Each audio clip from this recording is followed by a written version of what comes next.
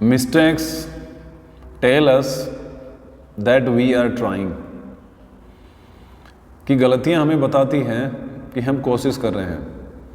नमस्कार ग्रीटिंग्स। 1-2 दिन पहले एक नोटिफिकेशन डाला था कि किसी भी स्टूडेंट को जो 10th और 12th इस बार अपीयर हो रहा है, अगर वो हमसे कोई सवाल पूछना चाहता है बोर्ड एग्ज़ाम से रिलेटेड, इंग्लिश से रिलेटेड, कि पेपर कैसे करें, कितने समय में करें, टाइम मैनेजमेंट क्या हो, कैसे करने से अच्छा स्कोर आएगा, किस तरीके में हम करें, कौन कौन से स्ट्रैटेजीज अपनाएं, आपका जो भी क्वेश्चन होगा वो हमें आप फॉरवर्ड कीजिएगा and we will reach to you, और हम डेफिनेटली आप पर पहुँचेंगे।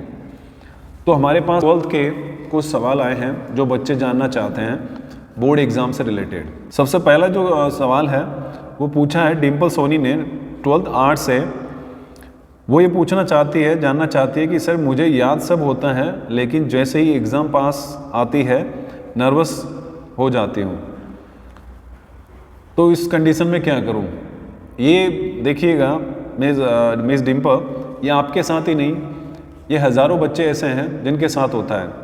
जब हमने भी एग्ज़ाम दी थी तो हमारे साथ भी हुआ था। So no need to worry. बस इसको ये ध्यान रखना है कि ज़्यादा ओवरकम ना करें आपके ऊपर। आपकी अगर तैयारी अच्छी है तो डेफिनेटली आपके साथ में ऐसा बिल्कुल कुछ नहीं होगा जो नर्वसनेस बढ़ाएगा। क्यों? क्योंकि नर्वसनेस तभी आपके आएगा कि जब आप में एक तो कॉन्फिडेंस की कमी रहेगी, दूसरी चीज़ आपकी तैयारी सही नहीं होगी, या आपने प्रैक्टिस कहीं ना कहीं नहीं की होगी, आपने SQP सोल्व नहीं किया होगा, आपने टाइम मैनेजमेंट नहीं किया होगा, विद इन द टाइम आपने पेपर सोल्व करने की कोशिश नहीं की होगी। हो सकता है कि बहुत सारे कई रीज़न हो जिसकी वजह से आप ये फील करते हैं। आप इस चीज़ को मान लीजिए कि that I am the best one and I am prepared well. अब मेरे सारे जो सेक्शन है ABC, जो भी मेरे सेक्शन है वो सारे कंप्लीट है, अच्छे से मैं प्रिपेयर कर लिया। मेरे रीडिंग सेक्शन अच्छा है, राइटिंग सेक्शन अच्छा है और मेरे लिटरेचर सेक्शन अच्छा है, तो ऑब्वियसली आपके बहुत अच्छे मार्क्स आ सकते हैं। नर्वस होने की जरूरत नहीं है। मान के चलिएगा this is not your final exam. अभी जीवन स्टार्ट हुआ है, फर्स्ट एग्जाम आपका जीवन का जो आपको आगे कहीं और लेके जाएगा और आपको बहुत आगे जाना है, तो आपको डरने की कोई ज़रूरत नहीं है। आप पॉजिटिव बनाए रखिएगा, पॉजिटिव माहौल रहेगा, अच्छी कंपनी में रहिएगा, अच्छे माहौल में रहिएगा, ठीक है। नेक्स्ट जो सवाल है वो पूछा है हरियाणा से मास्टर मनप्रीत ने, जो 12th कॉमर्स का स्टूडेंट है। उनका सवाल ये है कि सर कौन सा सेक्शन हमें फर्स्ट करना चाहिए। देखिए मिस्टर मनप्रीत जी, आप देखिएगा कौन सा सेक्शन हमें फर्स्ट करना चाहिएगा। ये मैंने जैसे 10th का एक वीडियो डाला है उसमें भी आप देख सकते हैं, लेकिन 12th के according I tell you there कि सबसे पहले वो सेक्शन आप कीजिएगा जो सबसे बेस्ट आपको आता है। यानी आपको अगर सेक्शन A यानी रीडिंग सेक्शन आ रहा है जो आपके 22 मार्क्स का होता है, जिसमें डिस्कसिव पैसेज और केस बेस्ड पैसेज होते हैं। नंबर 2 जो आपका राइटिंग सेक्शन होता है, राइट। राइटिंग सेक्शन में आपके 18 मार्क्स के हैं, जैसे नोटिस राइटिंग, इन्विटेशन में रिप्लाई के 2 होते हैं, एक्सेप्ट और डिक्लाइन के। ऐसे ही आपका रिपोर्ट उसमें हो गया आर्टिकल, लेटर राइटिंग और रिपोर्ट राइटिंग आर्टिकल दोनों एक ऑप्शन लाएगा, दोनों में एक करना है, तो टोटल मिला के आपके 18 मार्क्स हो। तो आप इजीली वो सेक्शन कीजिएगा जो सबसे बेस्ट हो। क्यों? क्योंकि जब एवेल्यूएटर कॉपी चेक करता है ना, तो अगर स्टार्टिंग से आप अच्छा कर रहे हैं ना, तो डेफिनेटली उसका माइंडसेट अच्छा होता है, वो लास्ट तक अच्छा ही आपके मार्क्स देता है। अगर आपने लास्ट में इधर उधर किया तो वो पॉजिटिवली आपको मार्क्स अवॉर्ड करेगा। लेकिन अगर आपने शुरू में अच्छा नहीं किया तो वो आपकी नोटबुक को, आंसर शीट को देखेगा और देखेगा बच्चा ऐसा ही कर रहा है, और आखिर तक उसका नेगेटिव माइंड से वैसे ही रहेगा, और फिर वो वैसे ही मार्क्स है वो अवॉर्ड करेगा। तो पहले आपको वो सेक्शन करना है which you know the best, okay. Next जो सवाल है वो है मास्टर यश शर्मा का, जो 12th साइंस से पूछ रहे हैं। वो पूछ रहे हैं कि sir should we box enclose the letter या जॉब एप्लीकेशन लेटर, कि सर हमें क्या बॉक्स में बंद करना चाहिए जॉब एप्लीकेशन लेटर को या फिर लेटर को। ध्यान रखिएगा मास्टर यश कि हमें किसी भी लेटर को या जॉब एप्लीकेशन लेटर को हमें बॉक्स नहीं करना है, इनक्लोज नहीं करना है, ये बंद नहीं करना है। आप एक पेज में लिख सकते हैं, एक पेज में नहीं आ रहा तो आप नेक्स्ट पेज में भी जरूर लिख सकते हैं। ये जरूरी नहीं है कि आप उसको बॉक्स करो, ठीक है। बॉक्स आपको ध्यान रखना है, नोटिस को ही बॉक्स करना है। और अगर इन्विटेशन में ड्राफ्टिंग का हो कि आपको इन्विटेशन कार्ड बनाना है, उसको आप फ्रेम कर सकते हैं, इनक्लोज कर सकते हैं। लेकिन रिप्लाई और अगर रिप्लाई में अगर एक्सेप्ट और डिक्लाइन का आता है तो आपको उसमें वो लेटर राइटिंग में आता है तो उसको भी आपको नहीं करना है। अगला सवाल है जो पूछा है समीक्षा, चेतना और रिंकू ने। उनका सवाल है कि sir how to control answer limit time management and how to write correct antonyms and synonyms and analogy type questions. अच्छा क्वेश्चन है इनका, हो सकता है क्वेश्चन बहुत सारे स्टूडेंट पूछना चाहते हैं, तो इसी क्वेश्चन में आपका आंसर मिल जाए। देखिएगा आंसर लिमिट कंट्रोल कैसे करें, तो इसके लिए आप वर्ड लिमिट का ध्यान रखिएगा और जितना पूछा गया है उतना ही आप आंसर करें। 40 to 50 वर्ड्स में पूछा गया तो उतना ही आंसर दो। और आपके क्वेश्चन है वो लगभग आपके 7 क्वेश्चन आते हैं। एक तो 40 to 50 वर्ड्स वाले 2 नंबर के आपके क्वेश्चन आते हैं, जो 7 क्वेश्चन आएंगे 40 मार्क्स के, और 5 मार्क्स के 2 क्वेश्चन आएंगे 10 मार्क्स के, तो 24 के आपके क्वेश्चन होते हैं। तो इजीली आपको वर्ड लिमिट का आपको ध्यान रखना है, वरना एक में आपने अगर ज़्यादा लिख दिया और दूसरे में कम लिखा तो ऑब्वियसली मार्क्स कट जाएंगे। मार्क्स कटेंगे, अगले में आप कम लिखेंगे तो ऑटोमेटिकली कट जाएंगे। बाकी अगर आप मार्क्स वैसे नहीं करते हैं, आपका आगे के जो क्वेश्चंस होते हैं, सवाल होते हैं, उनके आंसर आप नहीं दे पाते हैं, इसलिए प्रॉब्लम क्रिएट हो जाती है।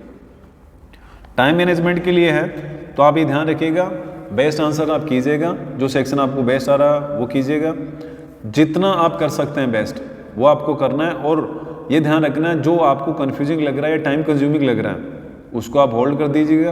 At the end you can attempt this, तभी आप इजीली इसको कर सकते हैं, क्योंकि आपको 12 महीने की स्टडी है, वो लगभग आपको 3 आवर्स में ही कंप्लीट करना होता है, 3.15 मिनट्स में, राइट। तो इसके लिए 12 महीने की पढ़ाई को आपको मैनेज करके लिखना है, ये बहुत ज़रूरी है। इसके लिए आप जितने भी SQPs है ना, उनको आप विद इन द टाइम एक स्टॉप वॉच लगा लो सामने, स्टॉप वॉच को चालू कर दो और एक पेपर लेके बैठो आप एक बंद रूम में, उसमें आप बैठिएगा और इजीली आप उसको सोल्व कीजिएगा। टाइम आप देखिएगा, विद इन द टाइम अगर आप SQPs कर लेते हैं तो आप देखिएगा मेरा इतना कंप्लीट हो गया और मैं कर सकती हूँ। ऐसे लगभग अगर आप 5 SQPs कर लेते हैं मिनिमम, तो ऑब्वियसली आपका टाइम मैनेजमेंट वो बहुत बेहतर हो सकता है।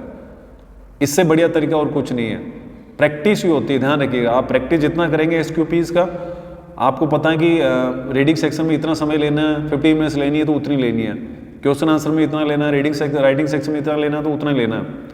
और जब वॉच आपके सामने होगी तो इजीली आप ध्यान से करेंगे, पेपर करना शुरू करेंगे 3 आवर्स का पता नहीं चलेगा। इसीलिए आप प्रैक्टिस कीजिएगा, सेल्फ प्रैक्टिस कीजिएगा। एंटोनिम सिनोनिम्स को कैसे लिखिएगा, ध्यान रखिएगा स्टूडेंट, एंटोनिम सिनोनिम्स है ना, ध्यान रखिए अनसीन पैसेज आते हैं, तो ये हमें पता नहीं तो कहाँ से वोकेब उठाते हैं और वोकेबुलरी कैसे आती है। तो इसके लिए क्या होता है, एंटोनिम सिनोनिम्स आप हमेशा ध्यान रखिएगा, कभी भी डिक्शनरी से रेलेवेंट मत करो इसको, कि हमें एंटोनिम सिनोनिम पूछा है तो हम डिक्शनरी से इसको कंपेयर करते हैं और डिक्शनरी वो मीनिंग होगा तो वही सोचते हैं और उसके बाद में वही लिखते हैं। नो, आप है ना उससे रेलेवेंट, कोई भी एंटोनिम्स पूछा तो एंटोनिम्स लिख दो, सिनोनिम पूछा तो सिनोनिम, उससे रेलेवेंट ही आप लिखो। आप उस समय ये मत सोचो कि डिक्शनरी में क्या लिखा हुआ है तो मैं जो डिक्शनरी में लिखा है वही मैं आंसर करूँगा, उसमें मेरे नंबर आएंगे। नो, आप रेलेवेंट लिखिएगा। अगर रेलेवेंट आपने लिखा तो ऑब्वियसली आपको जो एवेलुएटर है वो 100% है, आपको मार्क्स है वो अवॉर्ड करेगा, और मार्क्स जब अवॉर्ड करेगा तो अच्छा स्कोर बनेगा। तो आपको वो इजीली लिखना है। ऑप्शनल आते हैं तो उसमें आप सोचो कि 2 कौन से इनकरेक्ट है उनको एलिमिनेट कर दो और 2 कौन से सही है उनको आप उनमें से बेस्ट ऑप्शन है सेलेक्ट करो, ठीक है। नेक्स्ट अगला क्वेश्चन जो पूछा है वो है तेजस्वी शर्मा और कनिष्क शर्मा ने। उनका सवाल ये है कि sir how to answer correctly extract based question, कि जो एक्सट्रैक्ट आते हैं हमारे, ठीक है, 12th क्लास में 3 एक्सट्रैक्ट आते हैं, राइट। एक तो प्रोज से आएगा, फ्लेमिंगो से, दूसरा विस्तार से आएगा, एक आएगा पोइट्री से, 5 पोइट्री से। उन पोइट्री से तीनों से आपके एक्सट्रैक्ट आते हैं, एक 6 मार्क्स का आएगा, दूसरा 6 मार्क्स का, एक आएगा 4 मार्क्स का इधर, ठीक है। तो आप विस्तार वाला 4 मार्क्स का रहेगा, उनमें सारे टाइप के क्वेश्चन आते हैं। मान लो जैसे कभी कभार असर्शन का आ जाता है, कभी कभार एनालॉजी का आ जाता है, कभी कभार मान लो ब्लैंक्स का आ जाता है, कभी कभार ऑब्जेक्टिव्स आ जाते हैं, MCQ आ जाते हैं। उसमें आप हमेशा ध्यान रखिएगा, एक तो जब एक्सट्रैक्ट पढ़ो तो एक्सट्रैक्ट से रिलेटेड सारा जो लेसन है ना उसकी डिटेल पता होनी चाहिए। अगर आपको जिस लेसन से लिया गया जो एक्सट्रैक्ट है उस लेसन के बारे में डिटेल पता है ना, तो ओबियसली आप बहुत बेहतर तरीके से उस एक्सट्रैक्ट को कर सकते हैं, क्योंकि सबसे ज़रूरी चीज़ होती है डेटा। आपको ये पता होना चाहिए कि एक्सट्रैक्ट उस लेसन से आया, ये ऑलरेडी मिलेगा आपको दिया हुआ कौन सा लेसन से है, लेकिन उस लेसन की जो इन्फॉर्मेशन है, जो डेटा है, वो आपको पता होनी चाहिए। अगर वो पता होगी ना तो आप बहुत आसानी से इस एक्सट्रैक्ट को कर सकते हैं। बस थोड़ा सा ध्यान रखिएगा, ट्रिकी क्वेश्चंस होते हैं, इजीली आप पढ़िएगा, एक बार नहीं दोबारा पढ़ना है इसको, तीसरी बार पढ़ना। अगर आपको लगे कि टाइम कंज्यूम कर रहा है, hold for a while, next question को आप अटेम्प्ट करो, उसके बाद में होल्ड करो, इसके बाद वापस इस पे आओ, तो आपको जरूर कुछ ना कुछ क्लू मिल जाएगा। इसके बाद भी अगर नहीं आ रहा है तो आप अपना सेंस ऑफ ह्यूमर इजीली आप लगाएं, क्योंकि ये मोस्टली क्या होता है ऑब्जेक्टिव्स में प्रॉब्लम आती है बच्चों को, कि ऑब्जेक्टिव में कैसे उसको सोल्व करें। तो ऑब्जेक्टिव्स में कहा गया कि आप इनकरेक्ट को पहले हटा दो, एलिमिनेट करो, 50-50 दो कौन सा है और उसमें सूटेबल जो बेस्ट होता है, क्लिक दैट, उसको आप कर सकते हैं। ठीक है, हमारे पास कुछ सवाल थे जो 12th क्लास से थे। उम्मीद करता हूँ ये सेशन आपके लिए बहुत बेहतर होगा। अगर आपका भी कोई सवाल, कोई क्वेश्चन है बोर्ड से रिलेटेड, 10th और 12th से रिलेटेड, तो हमें कमेंट जरूर कीजिएगा। मिलते हैं अगले वीडियो में और we would be happy to assist you there. Best of luck everybody, till then take care and bye.